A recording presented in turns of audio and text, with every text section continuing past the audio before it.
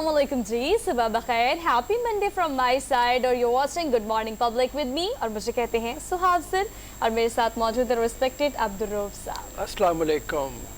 बहुत ही बुरा हाल है सर, हालात तो ऐसे मुल्क की, मतलब सैलाबी रेले खैबर पख्तूनख्वा ने बुरा हाल कर दिया खैबर पख्तूनख्वा का और सिंध जो है उसके बारे में तो कहते हैं कि पूरा एक तरह से डूबा हुआ पानी में। और बलूचिस्तान के बारे में उनके वज़ीर आला का मैं बयान पढ़ रहा था कि 25 साल लग जाएंगे जो तबाही हुई है उससे रिपेयर करने में, लोगों को अपनी जिंदगी में वापस आने में। पहले हरमीत की तरफ चलते हैं, फिर उसके बाद हम इस सूरत हाल पे जो हमारे पास अपडेट्स हैं, कुछ प्रेस रिलीज हैं, उसके हवाले से बात करेंगे। लेकिन पहले हरमीत की तरफ। अस्सलाम वालेकुम हरमीत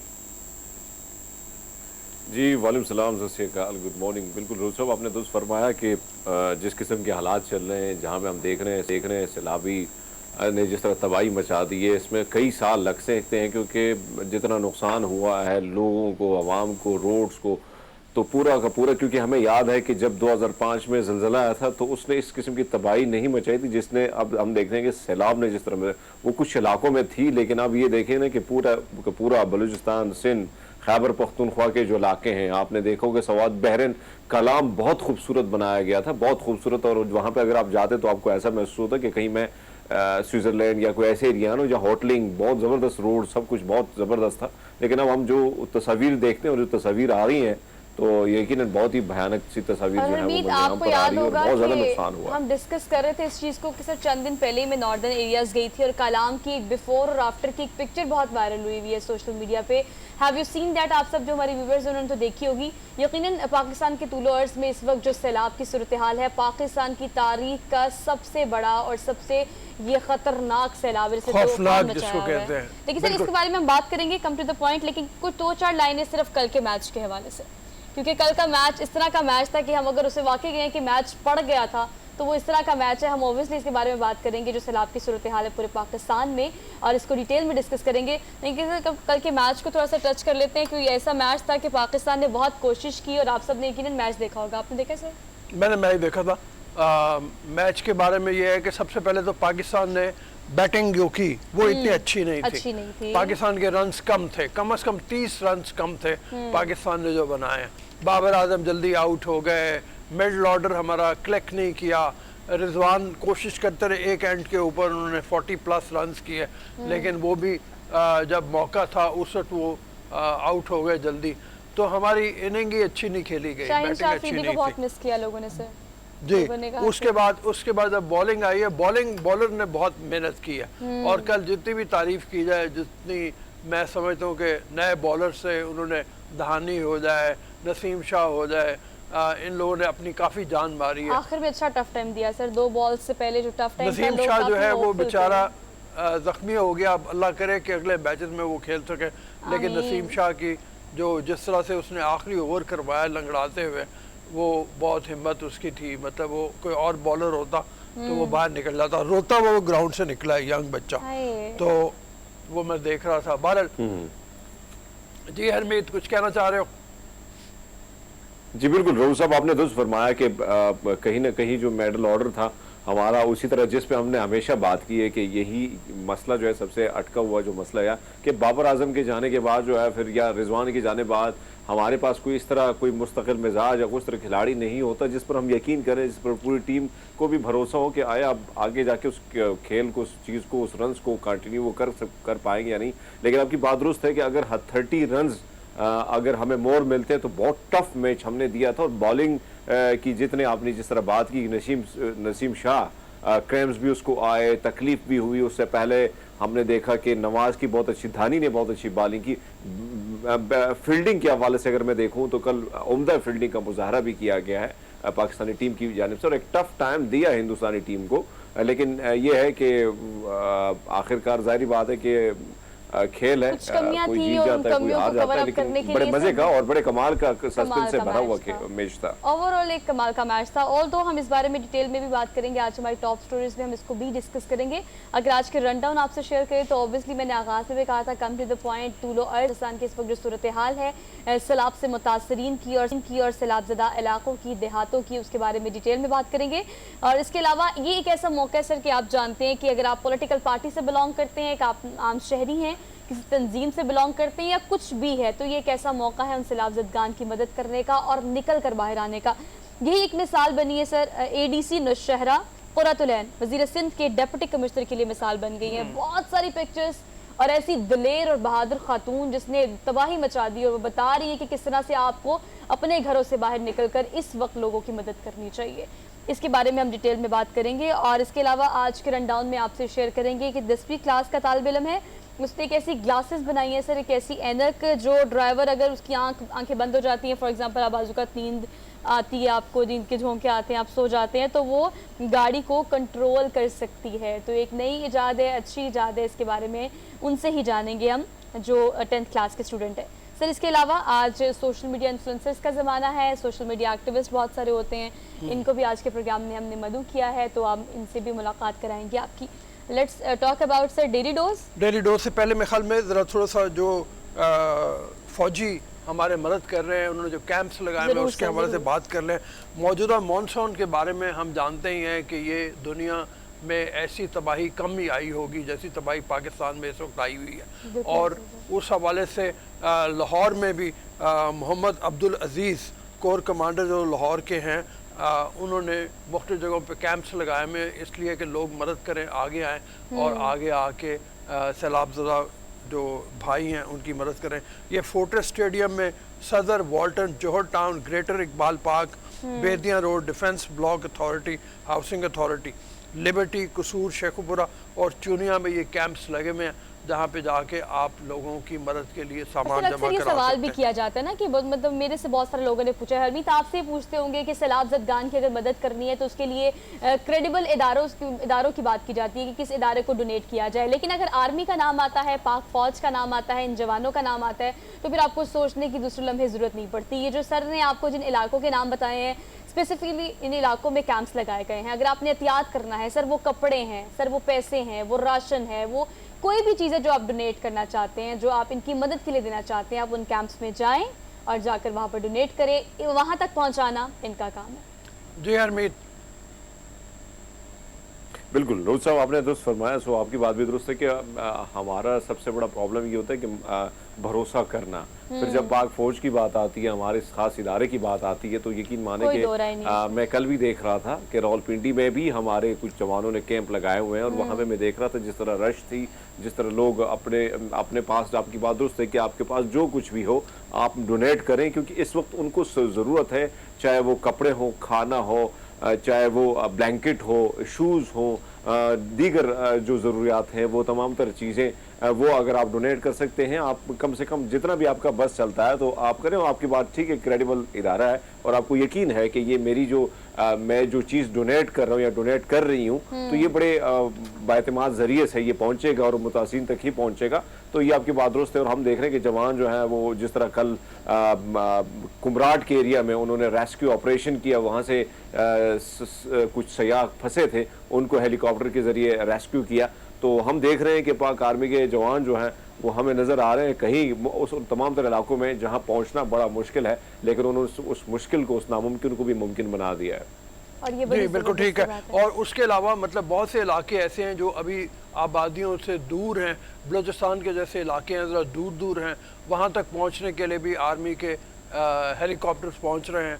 वो मौसम ख़राब है, बाद जगह पे दुश्वारी पेश आती है और मौसम की दुश्वारी के बाद कई दफ़ा चक्कर उनको लगाने पड़ते हैं, उसके बावजूद वो लगे हुए हैं, मतलब वो पहुंचने के लिए जगह जगह उनकी कोशिश जारी है। और सर आम आदमी की, हम जैसे लोगों की ज़मीनी रास्ता चूँकि बिल्कुल ही मुनक़ते हो गया है, तो आपकी रसाई वहाँ पर मुमकिन नहीं है। तो ये पाक फौज के कैंप्स जो मौजूद है मुख्तलिफ इलाकों में, और पंजाब की अगर ख़ासतौर पर बात की जाए सर, तो आप जानते हैं KPK हो, बलूचिस्तान हो, और हम अगर बात करें सिंध की, तो हमने बुरी तरह मुतासिर देखा है। इन तमाम सैलाब ज़दगान बड़ी तादाद में वहाँ पर मौजूद है, लेकिन पंजाब इस एतबार से काफ़ी हद तक महफूज रहा है। मियाँ वाली के मकाम पर कुछ मकामात ऐसे जहाँ कहा जा रहा है कि पंजाब भी इफ़ेक्ट हो सकता है, लेकिन अभी पंजाब से बड़ी तादाद में अगर मदद मिलेगी तो यकीनन ये सैलाब ज़दगान की मदद के बाद हम इन्हें किसी हद तक सर ये महफूज मकाम पर पहुँचा सकते हैं, अगर मदद के लिए आप बाहर निकलेंगे तो। हम बिल्कुल इसके बारे में डिटेल में मज़ीद भी बात करेंगे, कुछ विजुअल भी हमारे पास वो भी आपको दिखाएंगे, लेकिन डेली डोज की बात कर लेते हैं। आज का हिस्सा जो हमेशा की तरह होता है हमारे पास, आपसे मुलाकात कराते हैं कैसे यूक्रेनी माजूर शख्स की जिसने इस्लाम कबूल कर लिया, और सर मस्जिद में पनाह मिलने पर इंस्पायर होकर, मुतासिर होकर उसने इस्लाम कबूल किया। ये दिल रोज़ की पहली खबर है। ये अपने ख़ानदान से अलग हो गया था और जंग की वजह से इसको मजबूरन पनाह लेनी पड़ी एक इमारत में 8वें 9वें फ्लोर के ऊपर। बहुत दिन तो ये गुजारा करता रहा बग़ैर किसी मदद के, लेकिन फिर करीबी मस्जिद के इमाम ने इसको सहारा दिया, इसको कहा कि तुम आ जाओ मस्जिद के अंदर पनाह ले लो। ख़ानदान भी इसका जो है वो जुदा हुआ था, तो ये मस्जिद के अंदर आ गया, जिस बुनियाद के ऊपर फिर उसने मुतासिर होकर ये किया। तो रिसेंटली सर, वेरी रिसेंटली 20 अगस्त को ही 2022 की अगर बात की जाए तो उन्होंने इस्लाम कबूल किया है और मुसलमान होने की तमाम तरह हिदायत ली हैं और अब ये कुरान पाक भी पढ़ रहे हैं। और सर देखिए, हमेशा इस्लाम में तो यही कहा जाता है कि आप अपने अखलाक से, अपने रवैयों से, अपने बॉडी लैंग्वेज से अगले बंदे को मुतासर करते हैं। आप किसी को बैठ के लेक्चर देंगे तो शायद हरमीत वो कम ही सुने, शायद आप उसे इंस्पायर करने की कोशिश करें तो वो आपकी बात कम ही सुने। आपको देखा जाता है कि आपका अमल क्या है। अमल से मुतासर होकर और इमाम मस्जिद ने जब उनको मस्जिद में पनाह दी, उन्होंने रहन सहन देखा तो फौरी तौर पर इस्लाम कबूल कर लिया। जी आगे चलें। पानी के सबसे बड़ी बात ये होती है रोज़ साहब, और वो आपने दुरुस्त फरमाया कि अमली तौर पर, प्रैक्टिकली तौर पर आप कैसे हैं, और लोग प्रैक्टिकली तौर पर आपको देखना पसंद करते हैं। किताबों में बहुत सारी चीज़ों में हम पढ़ते भी बहुत हैं, देखते भी बहुत हैं, लेकिन जब अमली तौर पर उस चीज़ पर आप अमल करते हैं तो बहुत सारे लोग आपकी तरफ आना शुरू हो जाते हैं। और ये एक बहुत बड़ी मिसाल है कि उन्होंने जिस तरह हेल्प की और जहाँ से वो एक मुतासर इलाके से वो मुतासर हुआ, तो ये बहुत बड़ी बात है कि आपने उसको हेल्प की बगैर ये सोचे समझे कि इसका मज़हब कुछ और, इसकी ज़ात कुछ और है, ये कहीं और से आया हुआ है, लेकिन उसके बावजूद उसने बगैर इसको देखे मस्जिद में पनाह दी, खाना खिलाया होगा, ज़ाहिरी बात है बहुत कुछ हेल्प की होगी, तो उसने देखा होगा कि हाँ आया मुसलमान बहुत अच्छे लोग हैं, बहुत जो दिख रहा है, जो बातें की जा रही है वो अमली तौर पर हमें दिख रही हैं। यकीनन आप अपने अमल से, अखलाक से मुतासिर कर सकते हैं। कुछ शो कर लेते हैं। बिल्कुल ऐसे ही है जी। If you talking about the next daily dose, तो नेक्स्ट डेली डोज की एक वीडियो आपने यकीनन सोशल मीडिया पे देखी होगी। आप जो चीज़ें सोशल मीडिया पे देख लेते हैं ना, उसी को हम उठाते हैं और बताते हैं कि जी ये चीज़ें कुछ वायरल हो जाती है, लोगों को देखना पसंद होता है, तो हम उसको ऑन स्क्रीन भी आपसे शेयर कर लेते हैं। हाथी का एक छोटा सा बच्चा सर, वो बुलबुलें निकल रहे हैं 10 महीने का, इतना सा नहीं है, थोड़ा सा बड़ा है। 10 महीने का हमारा बच्चा तो हम इमेजिन करते छोटा होगा, लेकिन ये 10 महीने का हाथी का बच्चा है तो छोटा सा है, लेकिन ये छोटा सा नहीं है। हाथी का बच्चा इसलिए छोटा नहीं है। सोहा ने मतलब इतना सा करके बताया ना कि हाथी का इतना सा बच्चा है, तो वो मैं हैरान हो गया। अच्छा चलिए, इतना नहीं है, इतना है। अच्छा चलिए इतने है।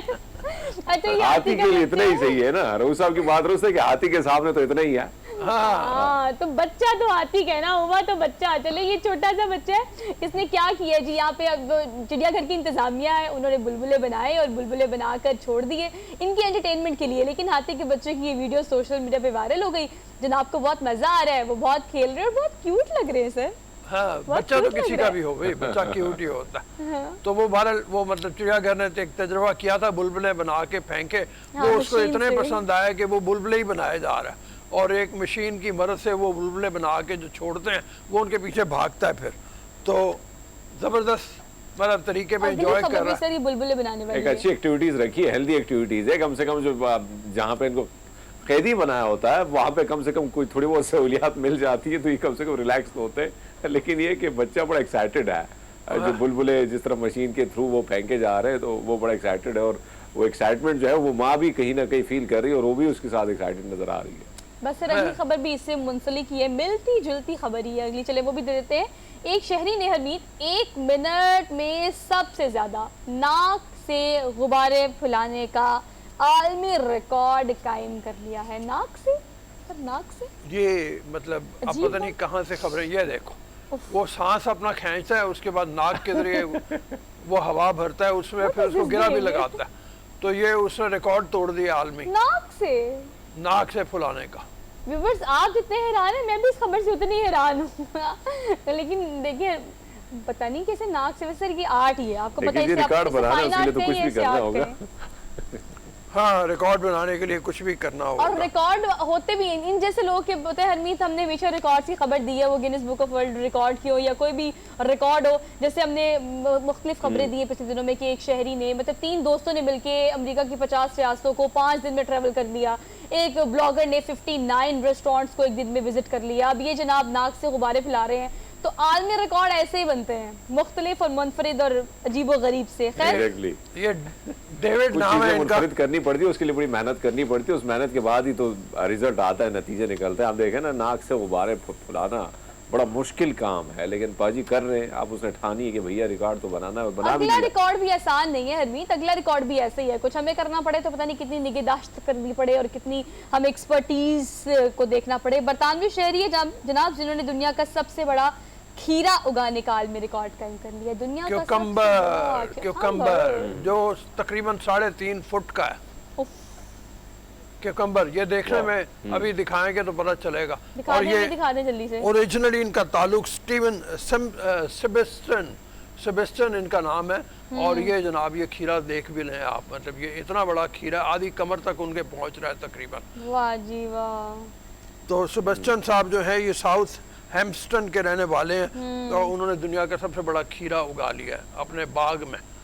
तो बाग भी उनका फार्म भी देखने वाला है, छोटा सा फार्म होगा, उसके बावजूद उन्होंने इस तरह की हरकत की है जो दुनिया में उनको मशहूर कर दिया। असल में पहले जैसे कह रही थी कि बड़ी निगहदाश्त की जरूरत होती है। मतलब अगर आप नॉर्मल की बात करें तो नॉर्मल जो खीरे उगाए जाते होंगे वो मतलब एक स्पेसिफिक साइज के होते होंगे ना, तो मतलब इसकी स्पेशल आपने ख्याल भी रखना है। अच्छा, सिर्फ सर खीरे नहीं, मेरे ख्याल से उनके जो बागात उन्होंने बनाए उसमें मुख्तलिफ साइजेस की सब्जियां और फ्रूट्स बनाने का रिकॉर्ड जो है वो बनाने के दर पे हैं। फिलहाल उन्होंने खीरे का आलमी रिकॉर्ड बना लिया। अब देखिए नेक्स्ट कौन सा रिकॉर्ड सामने आता है, लेकिन मुझे लगता है कि इस बाग में वो जो बनाते हैं ना बड़े साइज के बनाते हैं sir.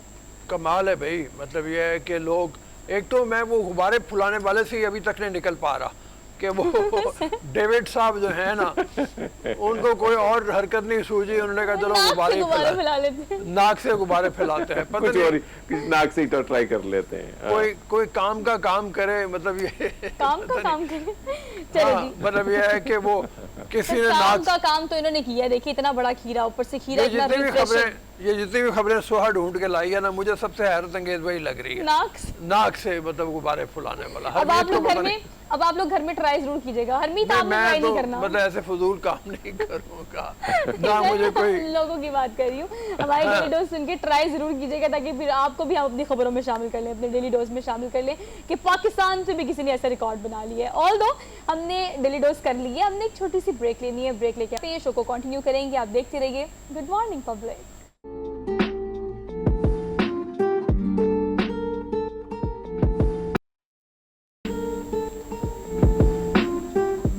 Welcome to the show after the break. हमने शुरू में भी बात की कुछ कल के क्रिकेट मैच की, इस हवाले से उमैद यूसुफ और इरफान ज़हीर ये दो हमारे साथ मौजूद होंगे। आज हम इनसे बात करेंगे कल के मैचेस के हवाले से कि मैचेस में परफॉर्मेंस कैसी रही है पाकिस्तान की। मैं समझता हूँ कि कम स्कोर के बावजूद जितना पाकिस्तान ने अच्छा फाइट किया है वो अपनी मिसाल आप है। ऐसे में कि जबकि हमारे दो main strike bowlers Waseem junior और शाहीन शाह आफरीदी नहीं थे मौजूद, उनकी गैर मौजूदगी में दहानी जो इंटरनेशनल मैचेस में अभी बिल्कुल नए हैं उन्होंने अच्छा परफॉर्म किया। नसीम शाह का कल पहला मैच था 2020 का, उन्होंने भी अच्छा परफॉर्म किया, उनको कल कैप मिली, हसन अली ने कैप दी थी। मैच के शुरू में हमने देखा, विजुअल मौजूद है, लेकिन ये नहीं मालूम था कि कल हारिस रऊफ भी थोड़े से अनफिट थे, वो बार बार टांगों में उनके खिंचाव का समा होता था और वो जो लंगड़ाते हुए नज़र आ रहे थे। और नसीम शाह तो आखिर में आके बिल्कुल बेचारे क्रैम्प्स उनको पड़ रहे थे। तो इस हवाले से देखा जाए तो एक अनफिट टीम थी, बहुत ज़्यादा फिट नहीं थे वो हमारे जो बॉलर हैं, लेकिन फिर भी उन्होंने बहुत कोशिश की। और पता नहीं मेरा क्यों दिल करता है कि थोड़ा सा अप्रिशिएट इस हवाले से कर दिया जाए। ऑब्वियसली आपने अप्रिशिएट शुरू में कर दिया है, लेकिन कल बाद में कहते हैं ना जैसे वाकई मैच पड़ गया था। आखिर में यही सूरत हाल थी कि जो फाइट हमने देखी है कि आखिरी दो गेंदों से पहले बड़े होप थे पाकिस्तानियों को। रात को Pakistani just they are glued with the screen कि कहीं ना कहीं कुछ ना कुछ हो जाए, बिकॉज आप सारे मैच कर लें, सब मुल्कों के साथ कर ले, लेकिन इंडिया के साथ जो मैच होता है वो जान पे होता है और सब जान पे बनी हुई थी कल सबकी। खैर काफ़ी फाइट की है, ऑल दो 5 विकेट से हार गए हम ये। अब देखिए अगले मैच में सर क्या होता है। प्रेडिक्शन इज बैटिंग, जैसे मैंने कहा कि बैटिंग हमारी फ्लॉप हुई है। बेसिकली हमने 30 रन कम से कम बनाए, हमें 30 रन ज़्यादा बनाने चाहिए थे। ये जो विकेट थी स्ट्रेट विकेट थी, इस विकेट के ऊपर आपका जो 170 प्लस 180 इतने की अगर आपकी एवरेज होती जो आपको 9 रन्स पर ओवर अगर उनको खिलाना पड़ता तो इंडिया यकीनन प्रेशर में आता। लेकिन यह है कि वो उसके बावजूद मैं कहता हूँ बॉलर ने बहुत अच्छी परफॉर्मेंस दी है। और एक मुझे महसूस होता है जैसे इंडिया ने एक बॉलर एक्स्ट्रा खिलाया था, उनको वो जो जडेजा की सूरत में एडवांटेज है ना, या पांड्या की सूरत में एडवांटेज है कि उनके पास ऑलराउंडर बहुत अच्छे मौजूद हैं, तो हमारे पास ऑलराउंडर उतने अच्छे नहीं थे। हमारे पास एक फास्ट बॉलर कम था, जिसकी वजह से आप ये देखा कि जब आखिरी ओवर हमें जो है वो दिया गया तो एक स्पिनर को हमारे दिया गया, तो आखिरी ओवर भी हमारा प्रॉब्लम था। हम चूँकि शुरू में मार पड़ रही थी, और पांड्या बहुत अच्छा खेला है, बड़े उसने कूल हेडेड अपने अंदाज में मतलब अपनी जो इनिंग खेली है। जी हरमीत, कुछ कहना है इस हवाले से? बिल्कुल आपकी बात दुरुस्त है रोज़ साहब। हमने देखा कि हिंदुस्तानी टीम जो विराट कोहली को अगर हम देखें, विराट कोहली जो है वो काफ़ी अरसे से वो परफॉर्मेंस उसकी अच्छी नहीं थी, और कल उन्होंने एक अच्छी इनिंग्स खेली।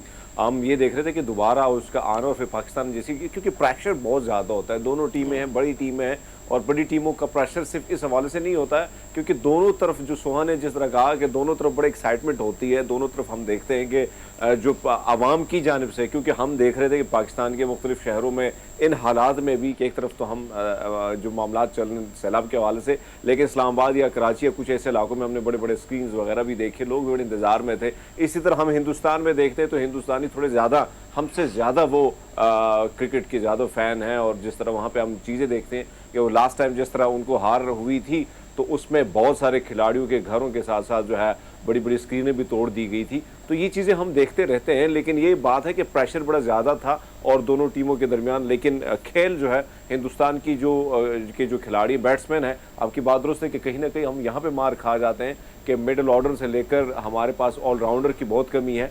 अगर ये चीज़ पूर हो जाए तो मेरे ख्याल में बॉलिंग जो है हमेशा से हमारी टॉप पे रही है।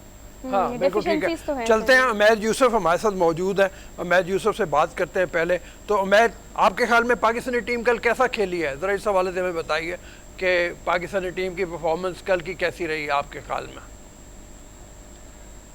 देखें, पाकिस्तान ने आई थिंक बैटिंग में थोड़ा सा क्लैप्स हुआ है, बट बॉलिंग में उसको रिकवर कर लिया था बहुत अच्छा। जिस तरह की विकेट थी, इंडिया के प्लान्स बहुत अच्छे थे हमारे अगेंस्ट जब वो बॉलिंग कर रहे थे, लेकिन पाकिस्तान ने भी आके बहुत अच्छे प्लान्स एग्जीक्यूट किए। लास्ट 18 मतलब टोटल 18 ओवर्स तक जब बॉलिंग में पाकिस्तान ने उनको पकड़े रखा बहुत अच्छे तरीके से। बस वही लास्ट आप कह सकते हैं कि पेनल्टी बेट ओवर जो है वो बहुत इंपॉर्टेंट होता है। अगर वहाँ पे हारिस जो है वो 7-8 रन्स पे या 10 पे भी ये ओवर निकाल लेता, तो एंड पे अगर आपके पास 12-13 रन्स बचते हैं स्पिनर्स के लिए, तो मुश्किल हो जाता है बैट्समैन को, क्योंकि उन्होंने बड़ी हिट के लिए जाना ही होता है। तो आई थिंक एग्जीक्यूशन बॉलिंग में बहुत अच्छी थी, बैटिंग में भी इंडिया की बॉलिंग हमारी जो बैटिंग थी, जो इंडिया के प्लान्स एग्जीक्यूट बड़े अच्छे हुए। तो बैटिंग में हम बेहतर कर सकते हैं, जहाँ पे आसिफ अली और खुशदिल शाह आउट हुए हैं, रिजवान आउट हुए हैं, वहाँ पे थोड़ा और बेहतर तरीके से शॉट्स। अहमद ये बताएगा कि बैटिंग के फ्लॉज की चलिए हम बात कर रहे हैं ओवरऑल से, लेकिन हम अगर देखिए 2 सितंबर को अब नेक्स्ट मैच है, कहाँ कहाँ गलतियाँ थी, वो डेफिशिएंसीज कहाँ कहाँ थी जिसे फिल करेंगे तो नेक्स्ट टाइम अच्छी परफॉर्मेंस हो सकती है? देखिए, हमने जब देखा कि विकेट जो है वो उस तरह हिटिंग नहीं हो सकती इस विकेट पे, आपने देखा होगा इंडिया ने भी बैटिंग के टाइम उनसे उस तरह की हिटिंग नहीं हुई। हम थोड़ा लूज हैंड से शॉट्स खेल रहे थे। आपने देखा होगा विराट कोहली ने आते ही फास्ट हैंड से हिटिंग करने की कोशिश की है, बेशक वो मिस भी कर रहा था। तो जब आप इस तरह की पिच पे आप स्लैश करते हैं तो वो एटलीस्ट दायरा के ऊपर से चली जाती है, तो उसी में उसकी कनेक्ट भी हुई, आपने देखा वो थोड़ी सी मिस्टेक हुई बैटिंग में। जी हरमीत। अच्छा मोहित, आपसे जानना चाहूँगा कि आपके ख्याल में टीम का मुस्तकबिल क्या आप देखते हैं और स्ट्रेटेजी क्या होनी चाहिए आगे टूर्नामेंट में? इस मैच को देखते हुए हमें कॉन्फिडेंट रहना चाहिए कि टीम ने इतने लो टोटल को भी डिफेंड करने की पूरी कोशिश की है और इंडिया को अंडर प्रेशर रखा है 18 ओवर्स तक।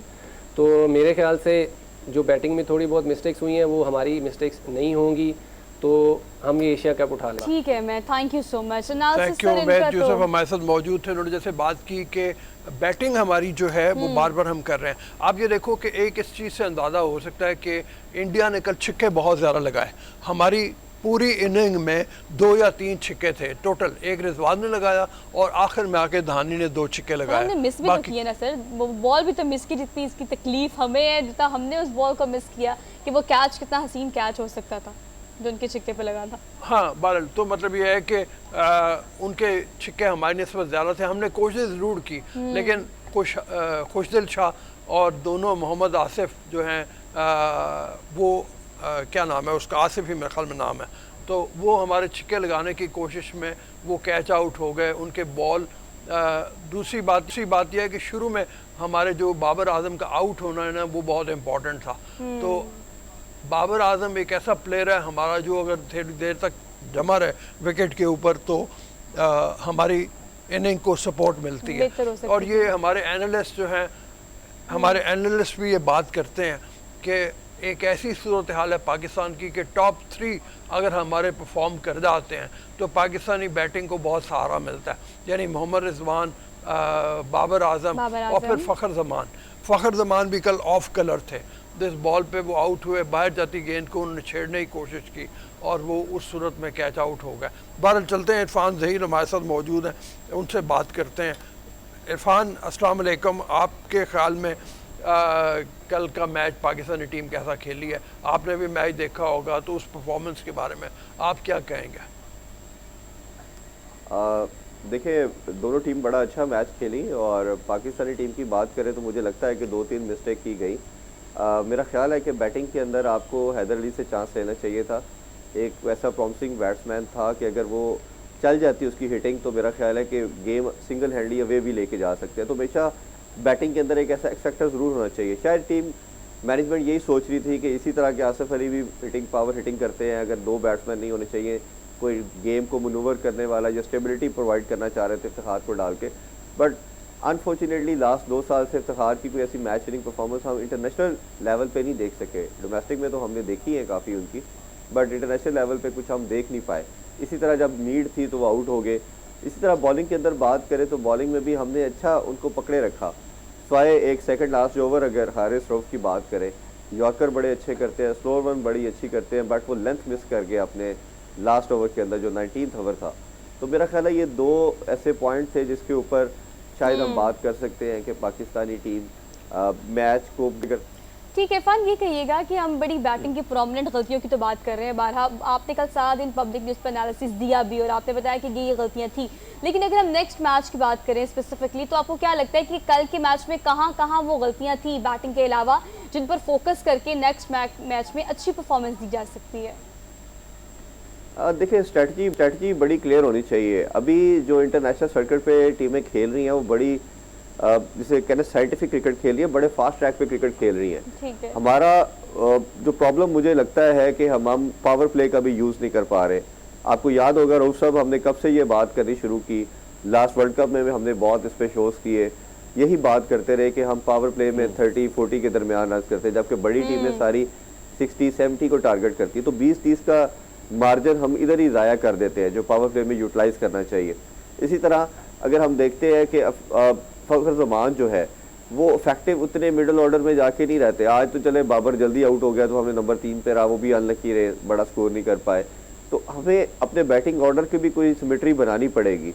यहाँ ऐसा कोई, मुझे लगता है, मेरी अपनी ऑब्जर्वेशन ये है कि रिजवान या बाबर में से किसी एक को नंबर 3 पे आना चाहिए, फ़खर को ऊपर आना चाहिए, ताकि ये कॉम्बो बने, एक तेज़ खेलने वाला हो, एक स्टेबिलिटी प्रोवाइड करे।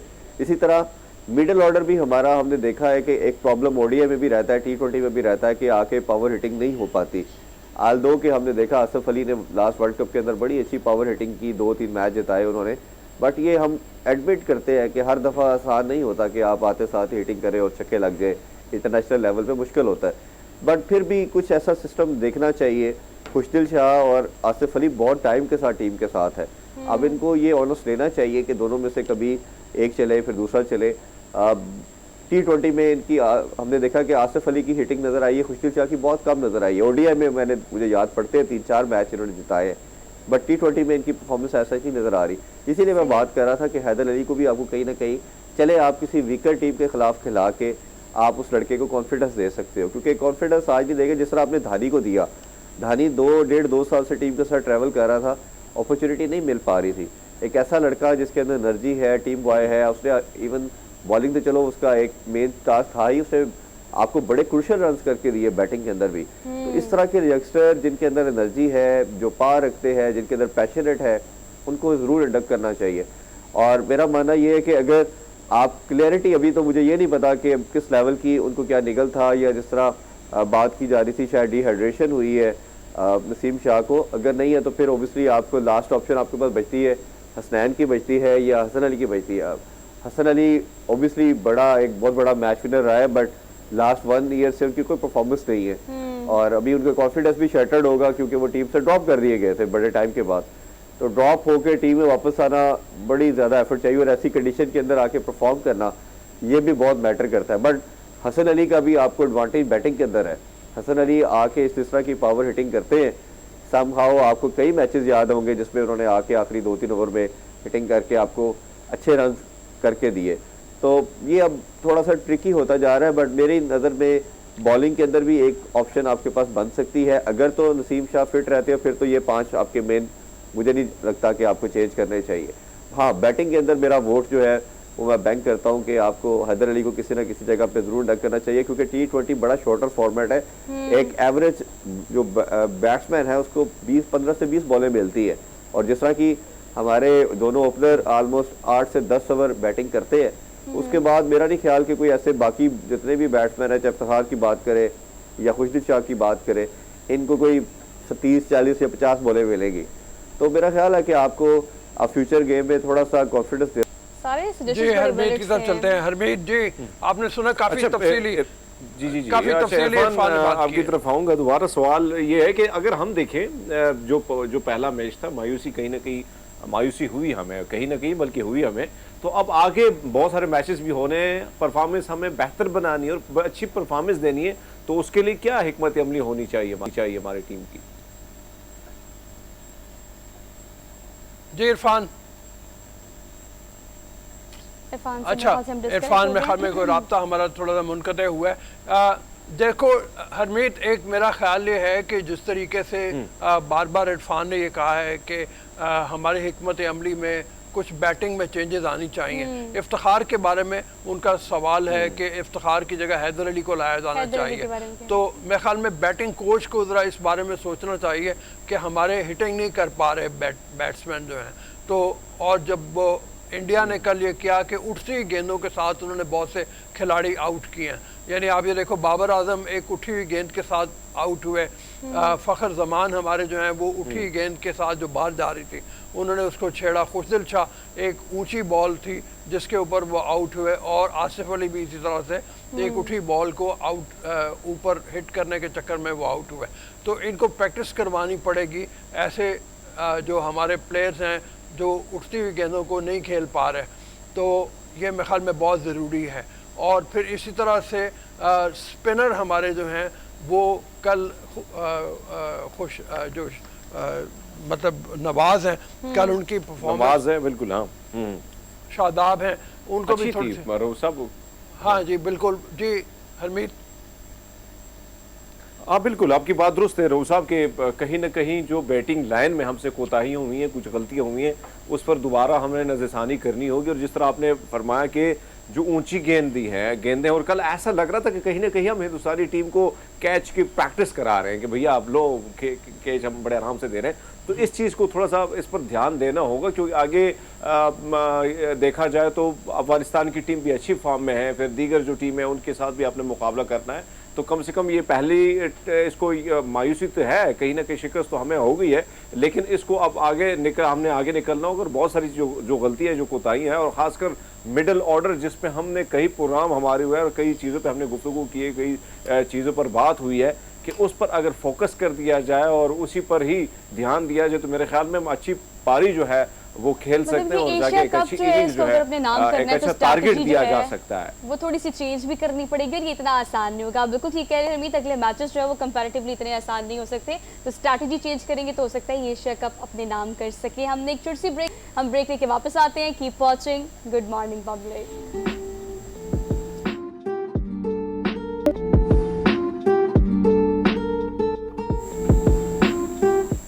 Welcome back after the break. Program के आगाज़ में, मिड ऑफ द प्रोग्राम के क्लोजिंग में, या आप कहीं भी इस वक्त सोशल मीडिया पे या ऑन स्क्रीन प्रोग्राम देखें तो बात यही की जा रही है कि सैलाब ज़दगान की मदद के लिए पूरे पाकिस्तान को यकजान होकर बाहर निकलना चाहिए। सर, मुझे लगता है कि वो बेहतरीन टाइम है हर उस पॉलिटिशियन के लिए जो कि अपने हल्के में सिर्फ उस वक्त जाता है जब उसने वोट लेना होता है। अगर तंजीमों की बात की जाए या अगर हम अपने पाक फ़ौज की बात करें, तमाम लोग इस वक्त अगर इकट्ठे होकर सैलाब ज़दगान की मदद करें तो शायद इस मुश्किल से वक्त से पहले निकाला जा सकता है। लेकिन सर, ऐसी सूरत हाल में हम नहीं भूल सकते उन लोगों को जो सबसे पहले बाहर निकले। ADC हमारे पास एक ऐसी एग्जांपल है। ADC हमारे साथ है नौशहरा के क़ुर्रतुल-ऐन, जिनकी पिक्चर्स सोशल मीडिया पे जब हमने देखी तो सर इतनी ख़वातीन बड़ी तादाद में इंस्पायर हुई, और वो लोग उन लोगों में से हैं जो घर घर जाकर उन्होंने लोगों को महफूज मकाम पर पहुंचाने के लिए तंजीमों के साथ मिलकर मदद की है, पुलिस के साथ मिलकर मदद की है। सर हाँ बिल्कुल, मतलब यह है कि एक रोशन मिसाल है हमारे पास एक खातून होने के नाते उन्होंने अपने फ़र्ज़ को समझा और बाहर निकली, और नौशहरा के जो इलाके ऐसे जहाँ पे पानी खड़ा हुआ था, हम जैसे विजुअली भी देख सकते हैं, उन पानी के अंदर उन्होंने गई हैं वो, और लोगों को वार्न किया है कि बाहर आपको घरों से अपने हिफाजती इक़दाम करने हैं अपने। वो हमारे साथ मौजूद भी हैं, हम उनसे चल के बात करते हैं। अस्सलाम वालेकुम जी। अस्सलाम वालेकुम भाई, कैसे आप? ठीक हैं सिस्टर, आप ठीक हैं? बिल्कुल ठीक ठाक। आप की मिसाल हमारे पास मौजूद है, जिस तरीके से आप बाहर निकली हैं, आपने जाके मदद की है लोगों की। अभी भी सूरत हाल जो है वो बड़ी गंभीर है अगर देखा जाए तो, जो सेकंड रेले हैं सैलाब के वो आ रहे हैं। तो एक तो इस सिलसिले में क्या करिएगा, और दूसरे लोगों को क्या बताइएगा, अभी क्या महफूज मकामात पे उनको जाना है, कितना ख़तरा ज़्यादा है, उस बारे में भी बताइए। भाई साहब देखें, ये जो मानसून का सीज़न होता है इसमें ऑलरेडी हम प्रिपेयरनेस कर चुके होते हैं। हम कंटिजेंसी प्लान जो है वो हमारा तैयार होता है। हमारे जितने भी 9 डिपार्टमेंट्स हैं, जिसमें हेल्थ है, एजुकेशन है, CNW है, रेस्क्यू है, 1122 है, हमारे पास वापडा आ गया, हमारे पास CH आ गया, और हमारे पास जो है DMA आ गया। तो हमारे डिफरेंट जितने भी हमारे डिपार्टमेंट्स हैं वो बिल्कुल ऑन कॉल बैठे होते हैं। बारिशें होती हैं, हमने ड्रेन साफ करने होते हैं, इरिगेशन डिपार्टमेंट अपने जो जितने भी बरसाती नाले होते हैं वो साफ करता है। लेकिन जब सैलाब का जो है हमें अलर्ट मिला PDMA की तरफ से, मेट डिपार्टमेंट से, इरिगेशन डिपार्टमेंट से, कि 2010 का सैलाब जो है एक्सपेक्टेड है, और 2010 का सैलाब हमने सिर्फ वीडियोज़ में देखा था, हमने एक्सपीरियंस नहीं किया था, जो कि एक तबाही थी, बहुत बड़ी तबाही थी, जिसमें मैसिव जो है लॉस हुआ था प्रॉपर्टी का, लाइफ का। लेकिन हमें जब ये इत्तला मिली कि आप लोगों ने जो है तैयारी पकड़नी है, 3,70,000 क्यूसिक का जो है रेला आपकी तरफ आ रहा है, और आप लोगों ने जो उसी के मुताबिक, हमारे पास यहाँ पे रिटेनिंग वॉल है जो काबुल रिवर के आसपास है, एम्बैंकमेंट जिसको बोलते हैं, लेकिन उसकी जो कैपेसिटी है वो just 2 lakh and something, 19,000 something है। तो आपके पास सैलाब का रेला जो है वो 3,70,000 कार है, और आपकी यहाँ पे कैपेसिटी 2 लाख की है। तो आप खुद सोच लें कि हमारी क्या हालत होगी। हमें तो बस लोगों को, और हमारे मोस्टली जितने भी हमारे लोग हैं वो बैंक ऑफ द रिवर जो है कच्ची आबादियों में रह रहे थे, उनको घरों से निकालना, उन गरीब लोगों को, वो ज़ाहिर है उनके जो जितने भी लाइफ स्टॉक है या कैटल है वो उधर ही उनके लगे हुए थे, वो रिलक्टेंट थे, वो निकलते नहीं कि हमारा रोजगार है, हमारे जानवरों को हम किधर मूव करें, हम किधर जाएं, हमारा घर किधर होगा। तो देखें, ये एक बहुत बड़ा हम पे जो है आजमाइश आई थी, और हमने इतनी मेहनत की। देखें, हमारी सिर्फ तैयारी है कि इतने बड़े सैलाब के सामने हमारी इंतजामिया इतनी छोटी नजर आती है, लेकिन हमारी जब तैयारी सिस्टमेटिक थी, हमने एवेक्यूएशन पे जोर दिया, हमने अर्ली वार्निंग पे जोर दिया। 4 बजे से हमारे ऐलानात शुरू हो गए, निकलो घरों से, निकलो घरों से, सैलाब आ रहा है, सैलाब आ रहा है।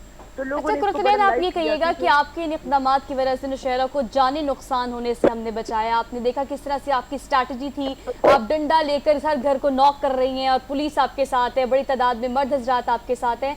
कौम को इस वक्त आप जैसी बेटियों की ही ज़रूरत है। आपको बहुत अप्रिशिएट किया जा रहा है सोशल मीडिया पे, ऑन स्क्रीन हम लोग आपको कहते हैं कि आपने बहुत ही ज़बरदस्त काम किया। लेकिन अगर ओवरऑल देखा जाए, इस वक्त पाकिस्तान के इन सैलाब ज़दगान को हमारी ज़रूरत है। आप क्या कहेंगी उन तमाम लोगों को जो सोशल मीडिया पे या ऑन स्क्रीन आपको देख रहे हैं कि आपके पास कोई ओहदा है या नहीं है, बाहर निकलें, इन लोगों की मदद करें, जानी नुकसान होने से बचाएं, कि माली नुकसान बर्दाश्त कर सकते हैं हम, जानी नुकसान बर्दाश्त नहीं कर सकते?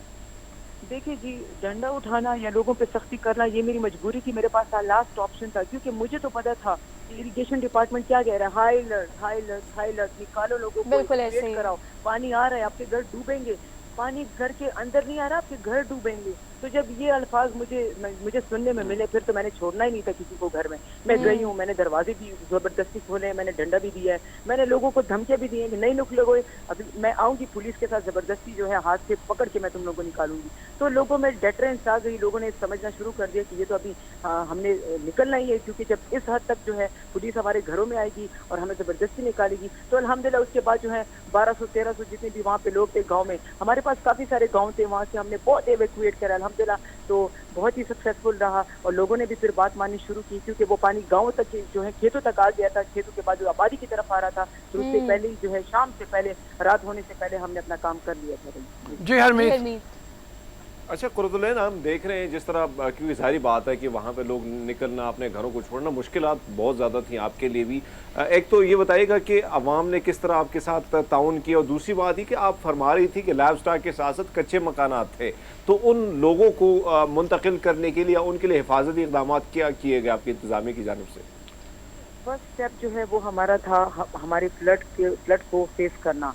वो एक हमारी जंग से कम नहीं था, उसको फेस, वो एक फेस चल रहा था हमारे दिमाग में। किसी भी गलती को हम बर्दाश्त नहीं कर सकते थे। हमारा जो रिटेनिंग वाल था, प्रोटेक्शन वाल था, हमारा बंद टूट गया। इधर हम फ्लड से लड़ रहे हैं, लोगों को इवैक्यूएट, उधर हमारा बंद टूट गया, वो सारा पानी गाँव पे आना शुरू हो गया। हमारे पास ऐसी टाइमिंग्स थी कि हमने मैनेज किया, 2 घंटे में मैंने ये गाँव खाली कराना है, 1 घंटे में ये कराना है। ये सारा सिस्टमेटिक चल रहा था, लेकिन अभी हमारा इम्तिहान खत्म नहीं हुआ। मैं बहुत परेशान अभी इसलिए हूँ क्योंकि मैंने उन लोगों को जो है रिलीफ कैंप्स लगवाए हैं। अभी मुझे हेल्थ के इशू भी आएंगे, मुझे फूड के इशू भी आएंगे, लोग मुझसे टेंट भी मांगेंगे, लोग मुझसे खाना मांगेंगे, हाइजीनिक किट्स मांगेंगे। अभी मैंने उसको पूरा करना है, हमारा इम्तिहान अभी खत्म नहीं हुआ। ये लोग जब बिल्कुल खुशी के साथ अपने घर वापस जाएंगे तब मुझे सेटिस्फेक्शन होगी कि मैंने अपनी ड्यूटी सही की है। जी जी। अच्छा कुर्तुलैन, ये कहिएगा कि जैसे आपने कहा कि आपके लिए काफ़ी मुश्किल था, लोगों को लगता है कि वो अपने घर में महफूज हैं, लेकिन आने वाले कुछ दिनों में ख़तरा जो है वो मज़ीद बढ़ सकता है। नौशहरा के ख़ास तौर पर ये इलाका जो आपने कवर किया है, वहाँ पर जानी नुकसान हो सकता है, इंडिकेशन ये दी जा रही थी, कहा यह जा रहा था, लेकिन आपने वो जानी नुकसान होने से बचाया है। कितना मुश्किल है लोगों को कन्विंस करना कि भाई आपके जो घर में माल मवेशी मौजूद है उससे ज़्यादा अजीज़ हमें आपकी जान है, हम दोबारा आपको यहाँ तक पहुँचाएंगे। कितना वक्त लगा आपको लोगों को कन्विंस करने में? देखिए, लोगों को घरों से निकालना, आप खुद सोचें, उनकी सारी जो है जमा पूंजी, उनका जीएस जमा पूंजी जिसको बोलते हैं, बिल्कुल ऐसे ही घरों में पड़ी थी। तो क्या वो अपने घर छोड़ेंगे? कभी नहीं छोड़ेंगे। लेकिन मेरे पास टाइम कम था, मेरे पास जस्ट 2-3 घंटे थे और मुझे कहा गया था कि कुर्तुलैन आपने निकालना है, जब निकालना है तो निकालना है। सामान तो इतना जरूरी है, उनके बच्चों को क्या पता है कि सैलाब किस चीज को बोलते हैं। बच्चे घर में पड़े हुए हैं, मेरे अपने बच्चे हैं, 4-4 बच्चे एक घर में पड़े हैं। क्या उनको ये अनफॉर्चुनेट इंसिडेंट मैं बर्दाश्त कर सकती हूँ जिसको हमने जो है आज हमने कामयाब हैं। लोगों को देखें, हम किसी किस्म की, मैं खुद जो हूँ ये मैं बर्दाश्त नहीं कर सकती कि हम अल्लाह ना करे कि हम हमारे घरों से जनाजे उठे और बाद में इंतजामिया जो है हम रोएं। उस सिचुएशन से बचने के लिए मैंने अपनी पूरी भागदौड़ लगाई है, मेरे पुलिस ने लगाई है, मेरे डीसी साहब ने लगाई है। हम पूरे सिस्टम के साथ चलेंगे। सिर्फ मेरी मेहनत नहीं है, मेरे रेस्क्यू की बाइक की, मेरे पुलिस की है, मेरे जितने भी गांव के मशरान हैं, जितने हमारे एल्डर्स हैं गांव के, उन्होंने मेरी हेल्प की है। मैंने मसाजिद में अनाउंसमेंट कराई है कि निकलो बाहर, आप अपने लोगों की बात क्यों नहीं मान रहे हैं। मैं इंतजामिया हूँ, मैं सामने खड़ी हूँ आपके, मैं आपको कह रही हूँ कि सैलाब आ रहे हैं, आप क्यों नहीं निकल रहे। लेकिन जब मुझे लगा कि लोग नहीं मान रहे, फिर मुझे डंडा उठाना पड़ेगी। अच्छा ये फरमाइए कि अभी खतरा कितना ज्यादा है? हमने देखा आपकी जाहिर बात है, आपकी वीडियो जिस तरह वायरल जा रही है और सोशल मीडिया पे भी आपकी तारीफ बहुत की जा रही है, साथ साथ हम देख रहे हैं कि काम भी आपने ग्राउंड पे किया, जिसकी वजह से इन हालात से बचाव हुआ, लोगों की जानें बची, लोगों के माल मवेशी बचे। अब हम देख रहे हैं कि कुछ ऐसा लग रहा है कि वहाँ पे हमारे कुछ रिपोर्टर्स गए, तो कल हमने देखा कि जो ब्रिज है नौशेरा का, वहाँ पे लोगों ने सेल्फियों के लिए लोग दूर दराज से आते हैं, वो ये समझते हैं कि हालात जो है कंट्रोल में आ गए। आप उनको क्या पैगाम देगी कि हालात अब फिर भी बदल सकते हैं? मुझे हैरत होती है कि यहाँ पे जो है रिहायशी को क्यों समझ नहीं आती। 2010 का सैलाब वो देख चुके हैं कि वो किस किस्म का फ्लड होता है, वो आप इंतजार नहीं करते जब वो आता है। लेकिन उसके बावजूद भी लोग जो है उन्होंने सेल्फियां भी बनानी होती हैं, तो उसमें जो है हमारी पुलिस ने काफी कोऑपरेशन किया। हमारी एक कॉल जाती है कि लोगों को यहाँ से डिस्पर्स करें, ये क्यों यहाँ पे आए। ये तो छोड़े, बाकी डिस्ट्रिक्ट से लोग तमाशे के लिए आए थे, तो देखिए हमारे लिए इतनी मुश्किलात बना देते हैं कि हम उसको फिर कंट्रोल नहीं करते। हम अपने लोगों को बचाएं, हम रोड को ब्लॉक होने से बचाएं, या हम उन लोगों को बचाएं, उन लोगों को रोके जो बाहर डिस्ट्रिक्ट से आ रहे हैं, वो तमाशे के लिए आ रहे हैं कि हम सैलाब देखें। तो बहुत मुश्किल था, लेकिन हमारी देखिए हमारी टीम अच्छी थी, हमने पूरे एज अ टीम काम किया है। अगर बॉस मुझे ऑर्डर देता है, मैंने माना है, मैंने अपने सबऑर्डिनेट को दिया, उसने बात मानी है। हमने ये नहीं कहा कि नहीं ये मेरी ड्यूटी है, तुम्हारी ड्यूटी है। अगर नायब कासिद का भी काम था वो मैंने किया है, इसी वजह से हम सक्सेसफुल हुए हैं।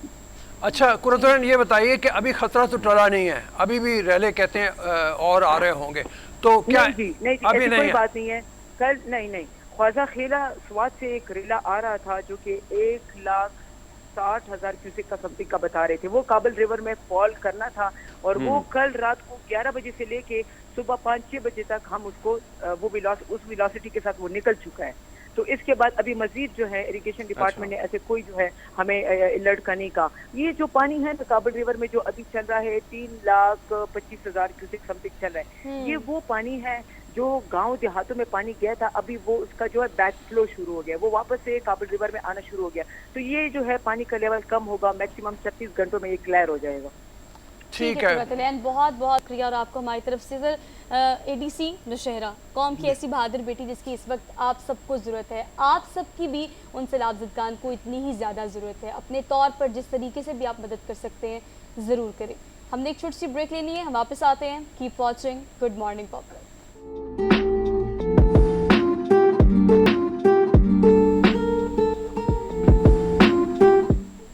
Welcome to the show after the break. Waleedur Rahman हमारे साथ मौजूद हैं और इन्होंने एक नई साइंसी ईजाद की है जो लोगों को गाड़ी में चलाते हुए, जब गाड़ी चला रहे होंगे तो मुख्तलिफ तरह की सहूलियात दे रही होगी। सबसे पहले कि आपको नींद आ जाए और आप एकदम सो जाएं, और आप ऐसा अक्सर होता है ड्राइवर्स के साथ, लेकिन अब हमारे पास आपके लिए हल है।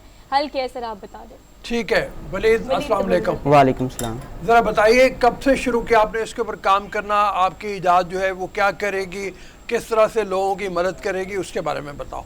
जी, सबसे पहले मैं बताना चाहता हूँ कि ये एंटी स्लीप ग्लासेस का नेम है और ये ड्राइवर्स के लिए मैंने इन्वेंट किए हैं जो लॉन्ग डिस्टेंस के लिए करते हैं, लॉन्ग ड्राइव करते हैं और अक्सर उनको नींद आ जाती है, तो उनके लिए इन्वेंट किए हैं ख़ास तौर पे। इसके अंदर सेंसर लगाया हुआ है जो आपकी आई की मोशन को डिटेक्ट करता है।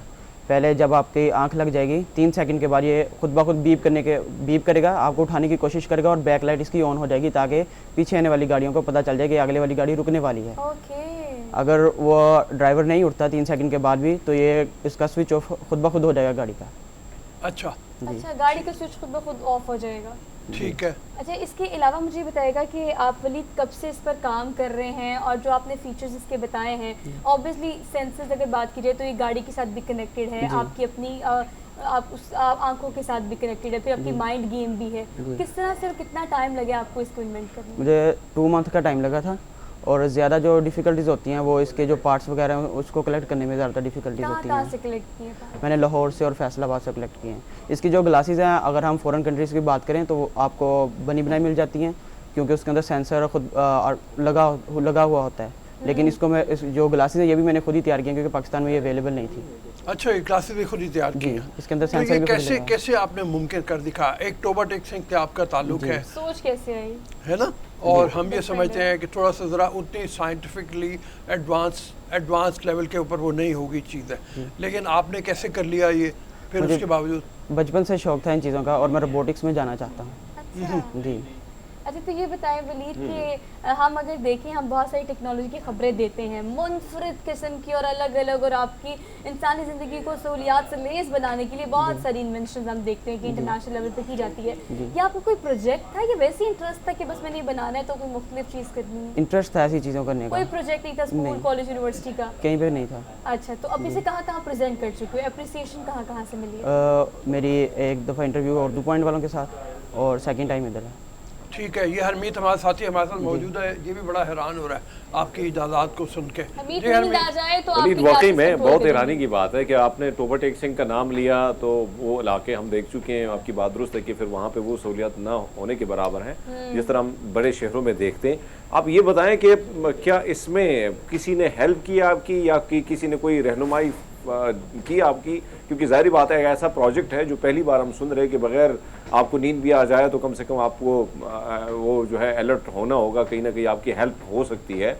तो इसमें किसी ने मदद की है आपकी, क्योंकि बड़ा मुश्किल टास्क है वैसे?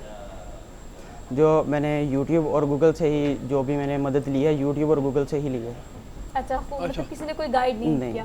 अच्छा, अब क्या फ्यूचर प्लान्स हैं? मतलब अगर आप कहते हो कि बचपन से आपको शौक है, फिर आपको शौक है रोबोटिक्स में जाने का, अब आगे अगर डिग्री की बात की जाए, क्वालिफिकेशन, या अगर आप एकेडमिक साइड की बात करें, तो वहाँ पर क्या प्लान है, क्या करना चाहते हो, और इस तरह की इन्वेंशन साथ साथ कैरी ऑन रखोगे? जी बिल्कुल, इन्वेंशन साथ में कैरी ऑन रखूँगा, और साथ में मुझे रोबोटिक्स का करना है, रोबोटिक्स में स्पेशलिस्ट करनी है। अच्छा, तो फिर अभी क्या क्या और माइंड में है इसके अलावा बनाने का? अच्छा, इसका एक्सपेरिमेंट खुद भी किया वलीद, या किसी के ऊपर, मतलब अब्बा घर में कोई किसी कजन्स पे करके देखे है? नहीं, खुद ही किया अपने ऊपर। अच्छा, अपने ऊपर किया है। तो क्या इसका रिएक्शन था, क्या इसके आपने देखे हैं रिजल्ट्स? मुझे इसे करने में अच्छा महसूस होता है। ये काम जब मैं करता हूँ तो मुझे काफ़ी अच्छा महसूस होता है। और क्या क्या करने का प्लान है? मतलब ग्लासेस तो बन गई, चलो ये अच्छी इन्वेंशन है। अगर इसको मुखय्यर हजरात बड़ी तादाद में आपको देखते हैं, आपको कंपनीज देखती हैं, बाज़ कंपनीज आपको ऑफर कर देती हैं, कंपनी ऑफर करती है, इसको आपको बड़े लेवल पे बनाने का मौका मिलता है, तो इस हवाले से आपका क्या प्लान है? जी बिल्कुल, मैं अपनी कोशिश करूँगा, ट्राई करूँगा। और अभी क्योंकि करने नहीं देते घर वाले, पापा कहते होते हैं कि आपने पहले स्टडी करनी है फिर ये काम करना है, लेकिन साथ में सपोर्ट भी करते हैं वो। अच्छा, तो स्टडी में कितने अच्छे हो आप? अच्छा वलीद, हम देखते हैं कि बहुत सारे ड्राइवर जो होते हैं, ज़्यादातर जो लॉन्ग सफ़र करते हैं वो ट्रक ड्राइवर होते हैं, जैसे ऐसे लोग जो थकावट उनकी ज़्यादा, उनकी नींद आ जाती है, गनूदगी में चले जाते हैं। तो अब इसको अगर आम करें, जिस तरह आपने एक प्रोजेक्ट बनाया और ये सक्सेसफुल है, इसको अगर आम करेंगे तो कितने आम आदमी तक रसाई या उसकी रसाई तक कितनी होगी, और इसके वैसे चार्जेस कितने होंगे अगर मार्केट में आम हो जाती है? कितना लगा है इस प्रोजेक्ट पे पूरा? 3500 से 4000। अच्छा, कुछ भी नहीं है, 3500 4000 मतलब इसकी कॉस्ट है तकरीबन। मेकिंग में कितने, आपके कितने पैसे लगे मेकिंग में? मेकिंग में इतने लगे हैं मेरे भी। अच्छा, तो कोई प्रॉफिट नहीं रखोगे अपने लिए? अगर मेकिंग में प्रॉफिट नहीं रखोगे सर, का सवाल बहुत अच्छा है। कम से कम यार, मतलब कोई 2-4 हज़ार तो अपने लिए भी रखो ना, अभी आप बच्चे हो। जी, प्रॉफिट का भी कुछ सोचा नहीं है, क्योंकि पापा इन कामों से थोड़ा बहुत रोकते भी हैं, कहते हैं कि आपने पहले स्टडी करनी है। वो कहते हैं आप इलेक्ट्रिशियन बन गए हो, अगर स्टडी करोगे तो इंजीनियर भी बन जाओगे। अच्छा, वलीद का पता है मुझे क्या सीन लग रहा है? अब्बा ने कितना अच्छा डिफरेंशिएट किया कि इलेक्ट्रिशियन बन के होगे, स्टडी करोगे तो फिर क्वालिफाइड इंजीनियर बन जाओगे। अच्छा, वलीद का मुझे लगता है कि वलीद का ये काम करना सिर्फ शौक है, पैसे कमाने के एतबार से आपने देखा कि उसकी सोच उस तरह से नहीं है। अभी मासूम है ना, मतलब जब होगा तो फिर यही कॉस्ट कहेगा 7000 हो गई। हाँ, नेक्स्ट टाइम शो में आएगा तो यही कहेगा। अच्छा वलीद, और बताओ कि अब ये तो प्लान कर लिया, जब आप इस तरह का रोबोटिक माइंड होता है ना आपका, तो आप मुख्तलिफ चीजें सोचते हो। अब आपने ग्लासेस तो बना ली, नेक्स्ट माइंड में क्या क्या है? एक लिस्ट बनाई होगी ना आपने, ये भी बनाना है, ये भी बनाना है, ये भी बनाना है। सबसे पहले तो इसी को अपग्रेड करना है, क्योंकि ये वायर के साथ है, इसको वायरलेस करने का सोच रहा हूँ। अच्छा, अभी वायर के साथ है, लेकिन इसको वायरलेस करने का सोच रहा हूँ। और आगे वायरलेस करोगे? जी, उसके साथ साथ मैं एक रोबोट बनाना चाह रहा हूँ जो कि वॉइस पे कंट्रोल होगा, हमारे कमांड देने पर वो आगे जाएगा, पीछे जाएगा, टर्न करेगा, और उसके साथ हम बातें भी कर सकते हैं, जैसा कि अलेक्सा और गूगल्स वगैरह, उसके अंदर AI है, तो उसको हम उसके अंदर इंस्टॉल कर सकते हैं। उसके साथ सामने मेरा जो फेस है उसके ऊपर एक सेंसर लगाने का है कि जैसे कोई चीज़ आगे आएगी वो खुद ब खुद डिटेक्ट कर लेगा कि आगे कोई चीज़ आगे, वो खुद ब खुद रुक जाएगा चीज़ को। अच्छा, जैसा कि टेस्ला की गाड़ियों में है कि खुद ब खुद रुक जाती है। जी हरमीत, वलीद आप बहुत यंग हैं, बहुत से उम्र में भी बड़े छोटे हैं आप, इस उम्र में आप इतनी अचीवमेंट आपने कर ली है। कोई नस्ट या इस तरह की जानिब से या कोई बड़ी यूनिवर्सिटी की जानिब से कोई ऑफर आई है या इरादा है कि वहाँ जाके कुछ ज़्यादा किया जाए? क्योंकि ऐसे मौके ऐसे बड़ी यूनिवर्सिटी में ज़्यादा मिलने को जाते हैं और बहुत सपोर्ट भी मिल जाता है। मैं यही चाहता हूँ और गवर्नमेंट से भी यही कहता हूँ कि अलग प्लेटफार्म होना चाहिए जो हम वहाँ पर जाके अपने प्रोजेक्ट्स वगैरह दिखा सकें। एग्जीबिशन होनी चाहिए एक, या यूनिवर्सिटी में जाके मैं एग्जीबिशन में पार्टिसिपेट करना चाहता हूँ। अच्छा, मतलब अभी यूनिवर्सिटी का लेवल आना है सर, अभी तो मैट्रिक है, अभी तो मैट्रिक है, मैट्रिक का बच्चा है ना, मतलब वो अगर यूनिवर्सिटी में ऐसे लेवल्स होते हैं, आपको प्रोजेक्ट बनाने का मौका मिलता है, कॉलेज में आपको प्रोजेक्ट लेवल का मौका मिलता है, इसके अलावा आपके बहुत सारे वो होते हैं, मतलब एग्जीबिशंस होते हैं। तो ऐसे किसी एग्जीबिशन में कॉलेज यूनिवर्सिटी के अलावा पार्टिसिपेट किए? इलेक्ट्रॉनिक के ऐसे बहुत सारे एग्जीबिशंस होते हैं। अभी तक नहीं हुआ, गवर्नमेंट का एक हुआ था, लेकिन मैं प्राइवेट स्कूल में था तो उन्होंने कहा था आप पार्टिसिपेट नहीं कर सकते। सर ये बड़ा ड्रॉबैक है, देखिए ये भी एक, देखिए वलीद की बातों से बात निकली है हरमीत, लेकिन बात बड़ी वैलिड है कि आपके जो ऐसे इंटरनेशनल या नेशनल लेवल की, चले गवर्नमेंट लेवल की बात कर लेती हूँ, एग्जीबिशंस होते हैं, तो अगर आप किसी प्राइवेट इंस्टीट्यूट से हैं तो आप पार्टिसिपेट नहीं कर सकते बिकॉज आप गवर्नमेंट इंस्टीट्यूट से नहीं हैं। तो इस तरह के बच्चे जो होनहार बच्चे हैं जो मुख्तलिफ चीजें बहुत अफसोसनाक है। हम टैलेंट टू टैलेंट होता है, कहाँ किसी जगह से भी आ सकता है, तो ये जो रोकथाम है, ये जो इस किस्म के, तो हम बहुत सारे टैलेंट को ज़ाया कर लेते हैं। वलीद की बात दुरुस्त है। वलीद, आप साइंस के स्टूडेंट हैं और कहीं ना कहीं आप बहुत ही कामयाबी आपने इस कम उम्र में हासिल कर ली है, कमियां कहाँ है आपको महसूस होती कि अगर ये ऐसा ना होता है, अगर हम देखें लेबॉर्ट्रीज जो है उसकी कमियां भी हैं, बहुत सारी चीज़ें मसाइल है, तो आप क्या कहेंगे इस हवाले से कि किन किन चीज़ों पर अगर काबू पा लें तो बहुत नौजवान आगे आ सकते हैं इस फील्ड में? और भी इसके लिए कि जो हमें इसके पार्ट्स वगैरह वो काफ़ी डिफ़िकल्ट होता है हमारे लिए इनको फाइंड करना, और काफ़ी ज़्यादा एक्सपेंसिव भी होते हैं कुछ चीज़ें जो हम नहीं फिर बना सकते उस वजह से। मतलब आपको काफ़ी टाइम लगा, जैसे आपने कहा फैसलाबाद, लाहौर से आप लोगों ने काफ़ी पार्ट्स ढूंढे। किसे आइडियलाइज करते हो? मतलब जो मुझे लगता है कि इतनी छोटी उम्र में तो जब आप नहीं कोई ज़हन में आता हो कि मैं इसकी तरह से हूँ, उसे सर्च करते हो यूट्यूब पे और जिसे फॉलो बहुत करते हो, किसे बहुत? इलॉन मस्क को। किसको? इलॉन मस्क को। इलॉन मस्क को। वाह जी, वाह अच्छा, जी। वो आपको बहुत लगता है, तो कल को आप हो सकता है कुछ स्पेस टेक्नोलॉजी में कुछ कर रहे हो। जी।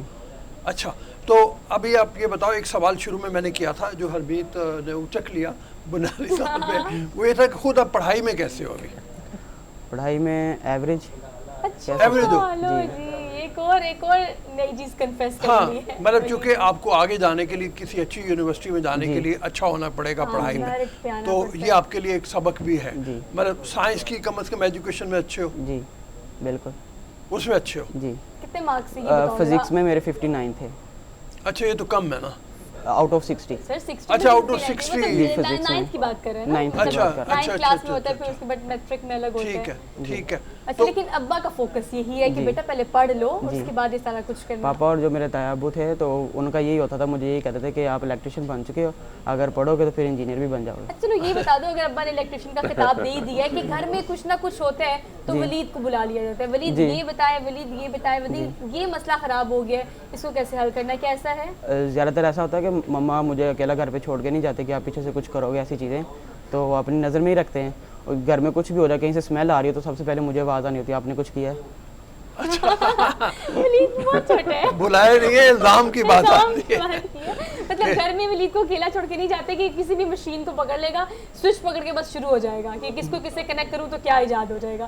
खैर Waleed, best of luck from our side, बहुत अच्छी इन्वेंशन है, इसको मजीद अपग्रेड करो और इंशाल्लाह स्टडीज़ में अच्छे होगे, मेरिट पे आओगे तो ज़रूर कामयाबी मिलेगी। तो पढ़ाई को ज़्यादा अहमियत देनी है।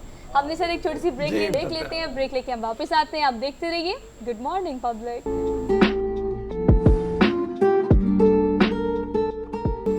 जी, welcome to the show. After the break हमारे साथ मौजूद है एक सोशल मीडिया के ऊपर इन्फ्लुएंसर जो अदाकार भी हैं, मॉडल भी हैं, मेज़बान भी हैं, हिदायतकार भी हैं, पता नहीं क्या क्या कुछ हैं। गूगल से इन्होंने मुतासिर कुन बैज हासिल किए हैं, फिल्में बनाई हैं, फिल्मों में काम किया है, बहुत सी क्रिकेट टूर्नामेंट्स ऐसे हैं जिसके ऊपर इन्होंने मतलब जाके कमेंट्री भी की है। तो हरमीत के साथ मौजूद हैं। ओवर टू यू हरमीत, इनसे तारुफ करवाएं और फिर ज़रा इनसे बात करें। जी बताएं। जी बिल्कुल रोज़ साहब, आपने दुरुस्त फरमाया कि बहुत कुछ फ़ाद आसद के अगर हम देखें तो बहुत माशाल्लाह बहुत ही टैलेंटेड है, और अभी जब ये आए तो इनसे गुफ्तगू हुई हमारी, वादा से इतना सब कुछ कि भाई एक्टिंग की तरफ भी जाना, फिर टिकटॉक पे भी और सोशल मीडिया भी छाए रहना, इन सब के पीछे क्या, क्योंकि आप तो दुबई में भी हैं, वहाँ पे भी आपका अलग बिजनेस है, तो उन चीज़ों से हटकर इसको टाइम देना कितना मुश्किल होता है और कितना आसान होता है, और अपने आप को फिर जाहिर बात है कि टाइम तो आप दे देते हैं, लेकिन आपकी कोशिश होती है कि भैया अब मैं थोड़ा सा मशहूर भी हो जाऊँ, तो उसके लिए कितनी मेहनत की आपने? सबसे पहले तो सबको अस्सलाम वालेकुम अस्सलाम। और पब्लिक टीवी का बहुत बहुत शुक्रिया, आप सब लोगों का शुक्रिया। सर, सोशल मीडिया चूँकि पिछले 3-4 सालों से बहुत ज़्यादा पेनिट्रेट कर गया, तो मेरा ये ख्याल था और आज भी है कि कोई इस तरह का काम किया जाए जो आपको प्रोमिनेंट करे दूसरों से। तो बिज़नेस एक्टिविटी तो है, ज़ाहिर है वो तो ज़राए मुआश है, मगर to do something for the community, मैं समझता हूँ एक सोशल मीडिया एक अच्छा प्लेटफॉर्म है।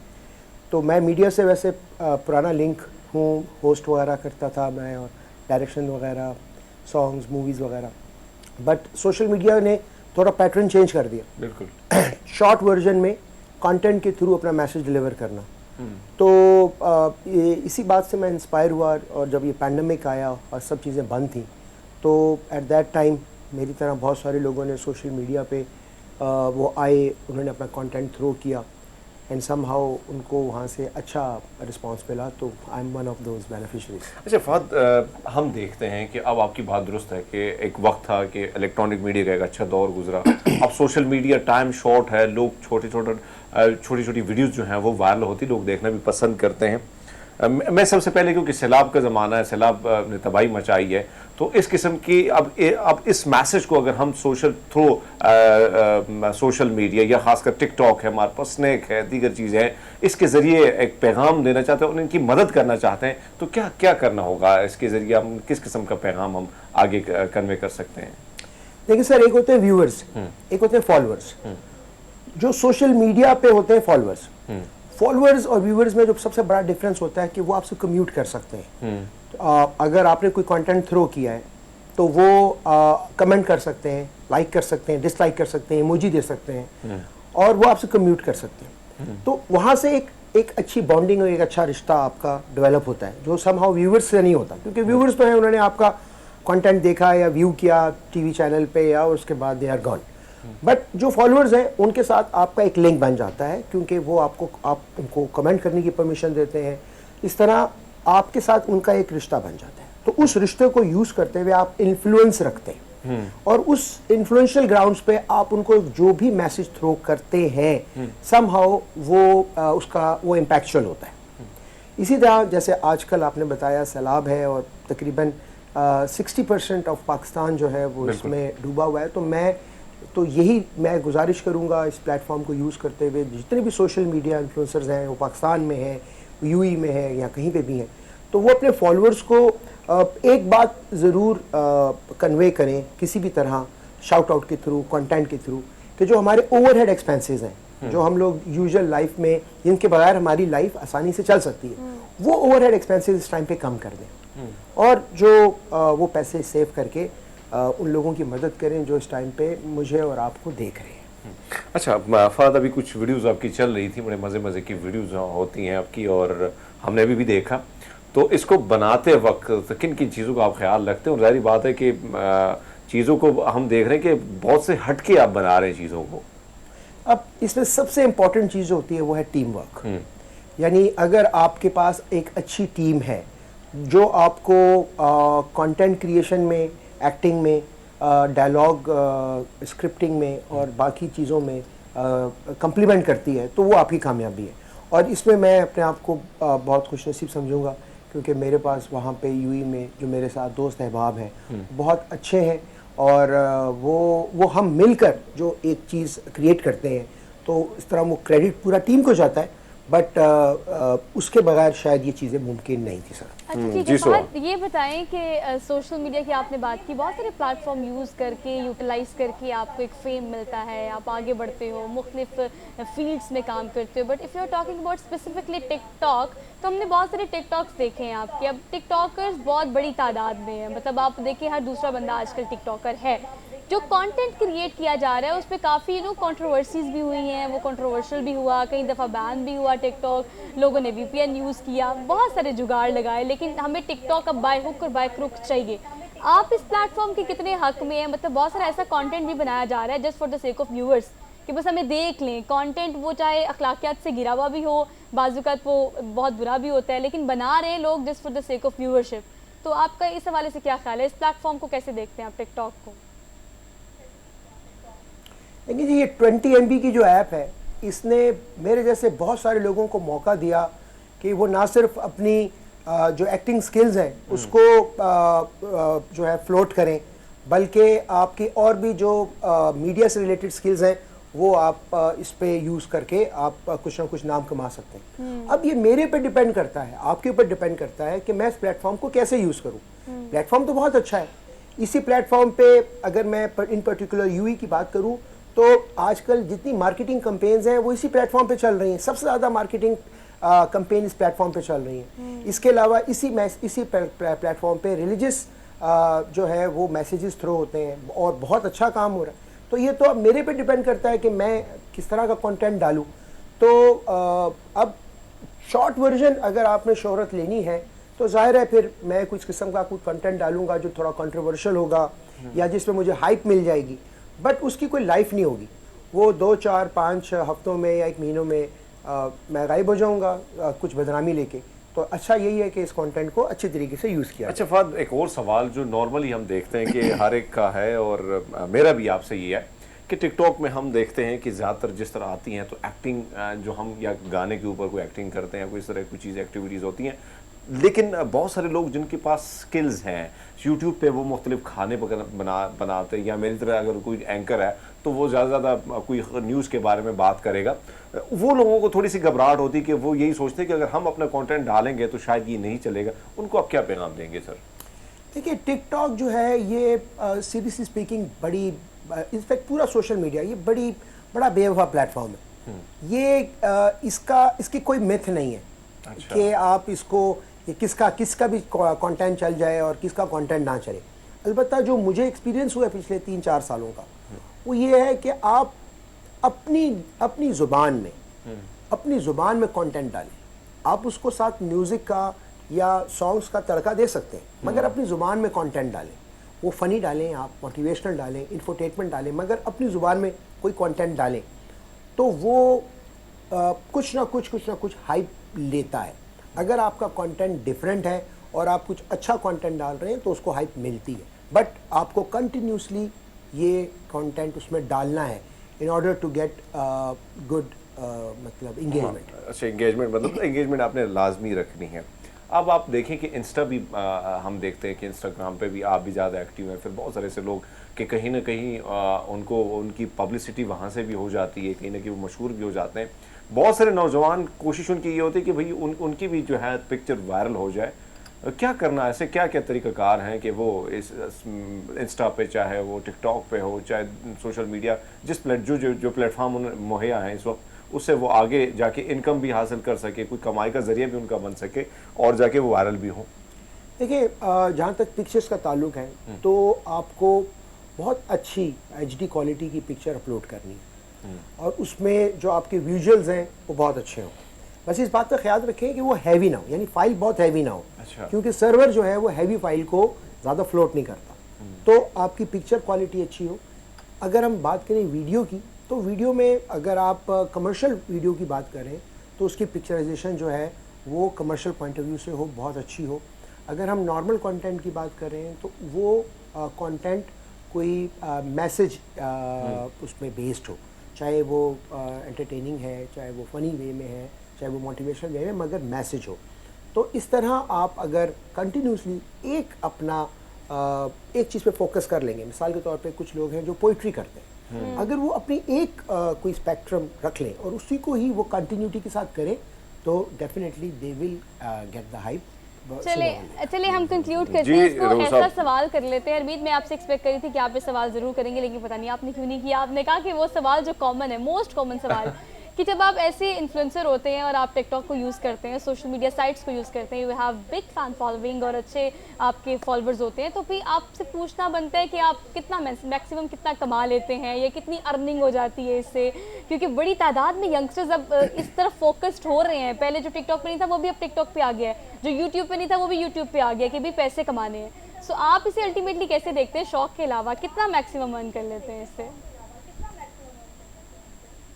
देखिए, जैसे मैंने आपको बताया कि दुबई में इस टाइम पे सोशल मीडिया जो है वो नंबर 1 प्लेटफॉर्म है फॉर द मार्केटिंग। तो इसमें टिकटॉक और इंस्टा को बहुत ज़्यादा हाइप है क्योंकि बड़ा इजी टू यूज़ प्लेटफॉर्म है, व्यूवर्स के लिए भी और कंटेंट क्रिएटर्स के लिए भी।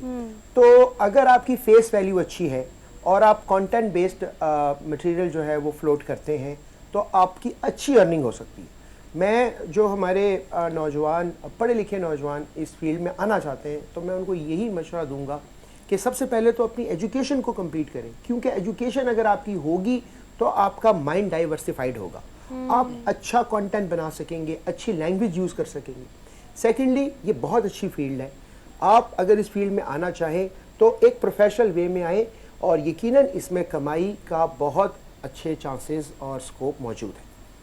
बहुत मेहरबानी, थैंक यू सो मच। बहुत मेहरबानी, बहुत सी बातें इन्होंने बताई। एक जो इम्पोर्टेंट चीज़ है वो ये है कि फेस तो ठीक है लेकिन अपनी एजुकेशन मुकम्मल करनी चाहिए आदमी को, और एजुकेशन जितनी डाइवर्सिफाइड होगी, जितनी ज़्यादा उसमें क्वालिटी आएगी उतना ज़्यादा फ़ायदेमंद इट्स ऑल होगा। अबाउट कंटेंट, मतलब आप हाँ, देखिए content है। सोशल मीडिया अगर बात करें, Instagram, Facebook, Twitter, TikTok, sir मैं बाकायदा तौर पर इस चीज़ के हक में हूँ कि आपको टिकटॉक एक अच्छा प्लेटफॉर्म है कि आप खुद ही वीडियो बनाते हैं, खुद ही उसे एडिट करते हैं, खुद ही उसके पहले व्यूअर बन जाते हैं, एक वन मैन आर्मी का शो है।